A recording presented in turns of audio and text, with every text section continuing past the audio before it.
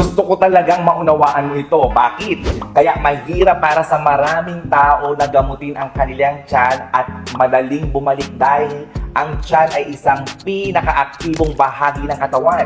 Hindi ito nagpapahinga. Sa araw na kumain ka, nagtatrabaho ito upang durugin ang pagkain. Okay? So kapag natutulog ka naman sa gabi, nagtatrabaho pa rin ito upang madigest ang pagkain at ilipat ang mga nutrients sa iba't ibang bahagi ng katawan.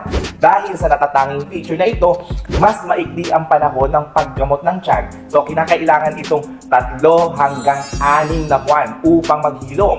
So maraming tao ang nagkakamali sa paggamot ng tiyan na maikli lang na 1 linggo o 1 buwan. Kapag hindi pa naghihilom ang pamamaga ng tiyan, itinigil na ang pag-inom ng gamot na nagre-resulta ng pagsiklab ng sakit at pagbabalik ng sakit ay madalas na mas mahirap gamutin kaysa sa naunang pagkakataon. Kaya, inire-rekomenda ng mga eksperto ang paggamit ng tamang regimen ng paggamot ng 3 hanggang 6 na buwan upang tiyakin na hindi na muling magbabalik ang sakit.